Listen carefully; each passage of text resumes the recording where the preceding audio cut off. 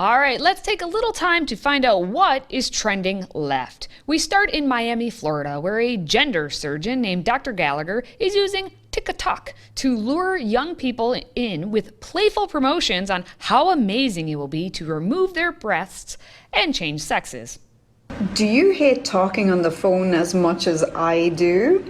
Well, here at Gallagher Plastic Surgery, you can just text us. You can arrange a whole consult, probably set up most of a surgery without talking to anybody on the phone. We will do a video consult later, but just text us on this number.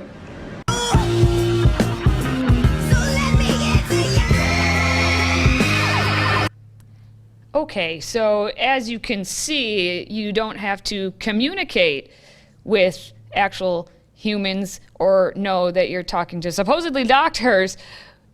Isn't that also what like late night infomercials used to have, where it's like, text us now if you want to hear comments?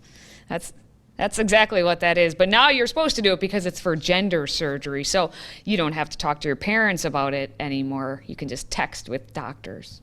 Sure. But not to worry, friends, as it appears the normalization of gender dysphoria forced upon children is being shifted into overdrive, with more doctors coming out of the shadows every day to endorse things like puberty blockers for children, all while calling them perfectly harmless. Listen to how perfectly normal this pediatrician describes stopping the natural growth and development of a child's body. Puberty blockers are used once puberty has started, but not when you're too far along. And what they do is they just pause your puberty where it's at. And that gives you time to further explore your gender identity without the extra pressure of developing in a gender in which you might not feel comfortable.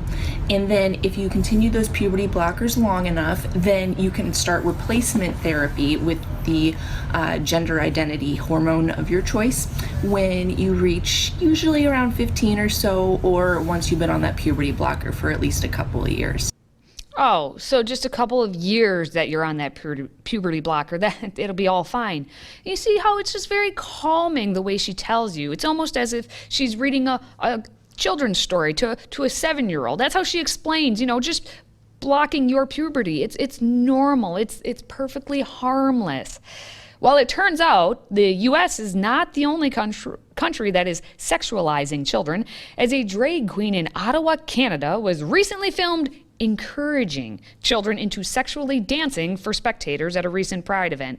Again, notice how quickly this is all being forced on our children. So in a few years, these grown children, now adults, will be tolerant of every sexual perversion you can think of.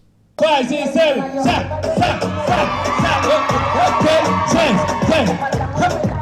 let's do whatever you want. Baby's aquí, baby's allá, down, down, down, down, down, down, come here, un culo, bendecido, do whatever you want. Yes, this is your time, confirm, hands up, yes, so, un culo, bendecido, me dice, entonces, no te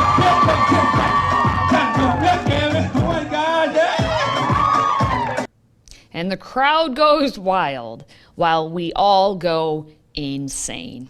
Okay, I think I can say we've had enough of the crazy gender stuff for just one day. So let's move on to something much different. People who identify as dogs. And I'm not talking about furries here. I'm talking about people who literally think they should have been born into an animal body, like a dog. Sounds pretty rough. I experienced something called species dysphoria. Keep in mind, dysphoria is not trans-exclusive, nor is therianthropy, or being a therian, a gender identity. It is a psychological/spiritual identity that affects my life and my day-to-day immensely. The dysphoria causes me to feel I'm in the wrong body, which is why I always wear this mask in my ears, as well as do other things to alleviate the stress that I feel. And I try to normalize this harmless identity. It's not the same as being a furry. Well, at least we know that much. But she's reading her explanation of who she is deep down inside, as if it's a ransom note. So it makes me wonder how much she truly believes that she is a dog deep down inside. Now finally, let's wrap things up with another lover of the animals whose video might just give you the urge to hop out of a window. You'll see what I mean in just a ribbit. Today I'm going to be teaching you how to use frog's pronouns in sentences, so let's go! Frog's pronouns, that sounds so cool! Ding ding ding! And that's because it is cool, because that means that the person that's using these neo-pronouns is staying super curious about frog self and wants to know more about frog self. And I, as a non-neo-pronoun user, respect the hell out of that, because that takes so much courage. I just wanted to mention that. You don't need my approval. But anyway, Frog is such a great person. Frog's smile is so contagious. In fact, I saw Frog make a whole audience smile. I think Frog should be very proud of Frog self. How is this real? Her shirt said 1995. Can we please go back to that time, because this would never happen in 1995. What's happening now in 2022 is madness. But thankfully, that's going to wrap up the madness for today. More craziness, of course, next time.